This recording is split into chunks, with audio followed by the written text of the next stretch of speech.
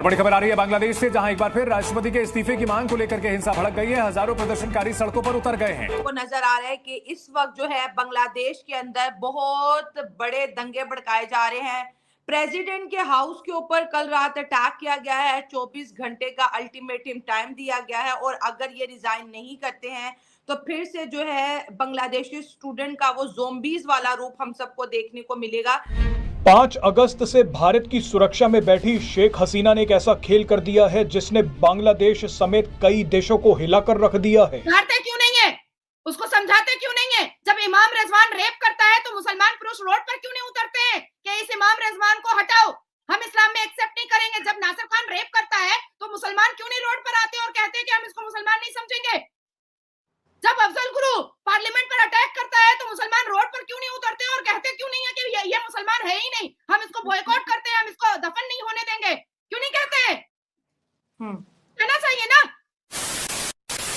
नमस्कार दोस्तों, जय हिंद। वीडियो शुरू करने से पहले अगर आपने हमारे चैनल को सब्सक्राइब नहीं किया है तो आप सबसे अनुरोध है, प्लीज़ हमारे चैनल को सब्सक्राइब करें और हमारे वीडियो को लाइक करें। आइए हम पूरी वीडियो देखते हैं। ये है कि प्रेसिडेंट को क्यों हटाया जा रहा है, अब क्या मुसीबत आ गई है बांग्लादेश में? नहीं, देखिए, प्रेसिडेंट को हटाने की सबसे बड़ी वजह ये है कि जब तक राष्ट्रपति हैं बैठे हुए बांग्लादेश में, तब तक बांग्लादेश में संविधान चलाना ही पड़ेगा। तब तक ओथ होता ही रहेगा संविधान के हिसाब से। और जो भी पद पर बैठेगा, चाहे वो मोहम्मद यूनुस साहब की जो इंटरिम सरकार बनी हुई है, टेम्पररी सरकार, उसमें भी जो पद पर बैठेगा, जो चेयर पर बैठेगा, जो कैबिनेट मंत्री बनेगा, जो चीफ सेक्रेटरी बनेगा, जो ब्यूरोक्रेट बनेगा, जो डिप्लोमेट बनेगा, उन सबको संविधान की कसम खानी ही पड़ेगी। और देश को और आर्मीज को संविधान के अंडर बैरिकेड चलना ही पड़ेगा। ठीक है। अगर हम 1971 और 72 की बात करते हैं, जो कि पाकिस्तान के अंदर बहुत से पढ़ी लिखी पब्लिक इस चीज के ऊपर स्टैंड लेती है कि बांग्लादेश को अगर सहारा देने वाला अगर कोई मुल्क है, बचाने वाला, एक इंडिपेंडेंट कंट्री बनाने वाला, तो वो भारत है। क्योंकि 1971-72 में भारत के पास जो है फुल अथॉरिटी थी, वो बांग्लादेश को अपने साथ इजीली मिला सकता था। लेकिन शेख मुजीबुर रहमान ने मदद के लिए बुलाया था तो भारत मदद करके वहां से जा चुका था। उसके बाद देखिए इनकी टेक्सटाइल इंडस्ट्री ग्रो होती है, उसमें बड़े बड़े ब्रांड्स का नाम आता है, वो तमाम के तमाम क्या है, वो इंडियंस है। ठीक है, अगर यहाँ पे इलेक्ट्रिसिटी सप्लाई की बात आती है तो अडानी साहब जो कि इंडिया के बहुत बड़े बिजनेसमैन है, वो इनको कंटिन्यूसली सस्ती और उधार के ऊपर जो है बिजली दे रहे थे शेख हसीना वाजिद के जमाने में। अगर इनकी मेडिकल फैसिलिटी की बात करते हैं तो बांग्लादेश उस तरह से नहीं डेवलप किया। हजारों लोग जो है मेडिकल ट्रीटमेंट के लिए डेली भारत आते हैं और भारत उनका जो इलाज है आधे अपने पैसों से करता है। मतलब अगर 30 का है तो 15 उनसे ले लिया, 15 सरकारी खजाने से भर दिया। आज तक बांग्लादेश भारत की रोटियां तोड़ रहा था, आज तक बांग्लादेश भारत के नारे लगा रहा था। शेख हसीना वाजिद को मोदी साहब इस तरह ट्रीट करते हैं जैसे भारत की वो खुद की बेटी हो। लेकिन आज anti India, anti Hindu narrative जो बांग्लादेश के अंदर जो बिल्डअप हो रहा है, आपको नहीं लगता कि कोई तीसरी साजिश है जो भारत के लिए, जैसे इंडिया और पाकिस्तान एक नहीं हो पाए, बहुत से जो लोग हैं जो जियोपॉलिटिक्स पे यकीन रखते हैं, उनका ये कहना है कि अमेरिका नहीं चाहता कि दो कंट्रीज एक हो जाए।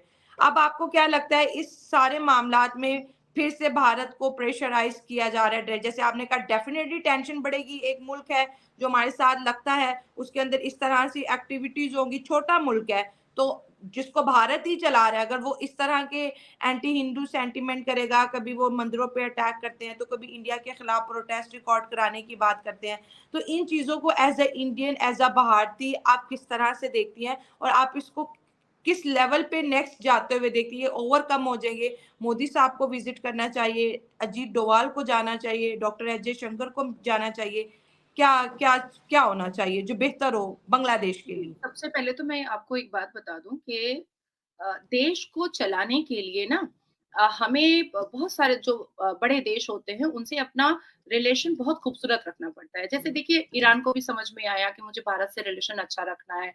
जैसे मिडिल ईस्ट को, यूएई को समझ में आया कि मुझे अपना रिलेशन जो है वो भारत देश से बहुत अच्छा खूबसूरत रखना है।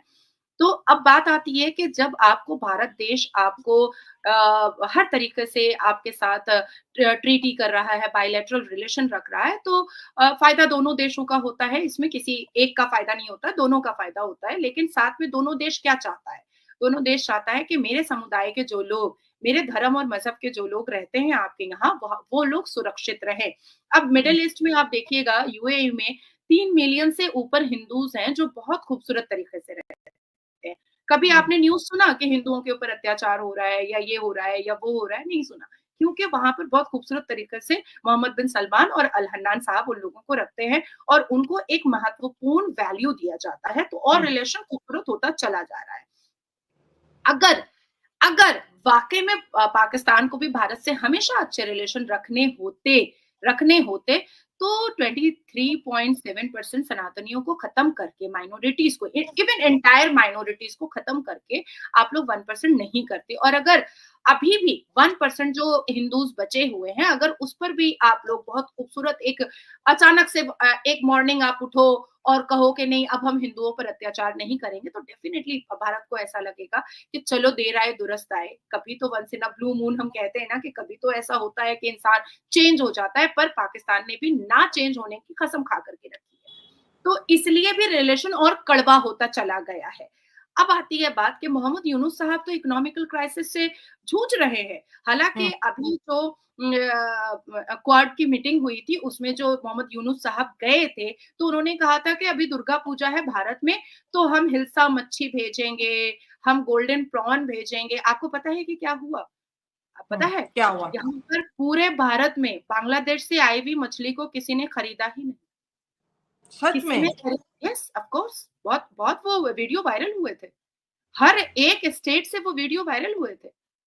वो मच्छी खरीदा नहीं, वो दोबारा रिटर्न भेजा गया है कि हम, अब जनता ने कह दिया कि हमको बांग्लादेश का मच्छी खरीदना ही नहीं है, हमको लेना ही। मैंने भी ट्वीट किया है।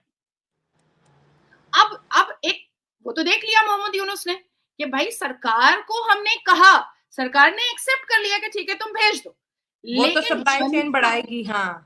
लेकिन जनता विरोध कर गई कि जहां हमारे हिंदू बहू बेटियों को नंगा करके मारा जा रहा है, जहां हमारी मंदिरें तोड़ी जा रही हैं, जहां हमारे हिंदुओं के सर से छत छीना जा रहा है, बेटियों का बलात्कार किया जा रहा है और बहुओं के गिरबान में हाथ डाल करके उनको लूटा जा रहा है, हम उनका मच्छी खरीदेंगे, ये जनता ने किया। उन्होंने वार्न किया, धमकी दी है पाकिस्तान को। तो देखिए ये जो हालात हैं वो किस तरफ जा रहे हैं। मतलब कि ये जो है ना, ये मैंने पहले कहा था कि आप एक स्पीच की आपने, अब आप देखिए शहबाज शरीफ साहब कि वो एक स्पीच का जवाब जो है ना आपको कितनी बार मिलता है, और उस जवाब में सिर्फ यही नहीं कहा जा रहा बल्कि जो और कहा है वो मैं आपको जरा बताती हूँ। क्योंकि ये बात तो अपनी जगह पर कि उन्होंने कहा कि घुस के मारेंगे राजनाथ सिंह ने, लेकिन साथ में उन्होंने ये कहा है कि पाकिस्तान जिस आईएमएफ के पैकेज के लिए मिन्नतें कर रहा है आईएमएफ की, उससे कहीं ज्यादा तो हम जम्मू एंड कश्मीर में दे देते हैं। हमने लगा दिया है जम्मू कश्मीर में, उससे कहीं ज्यादा पैसा जो बेल आउट पैकेज है पाकिस्तान का, उससे कहीं ज्यादा जम्मू कश्मीर के लिए हमने पैसा रखा है। आपको वीडियो कैसा लगा और आप इसके बारे में क्या कहना चाहते हैं, आप नीचे कमेंट करके हमें बताएं। आज के लिए इतना ही। जय हिंद।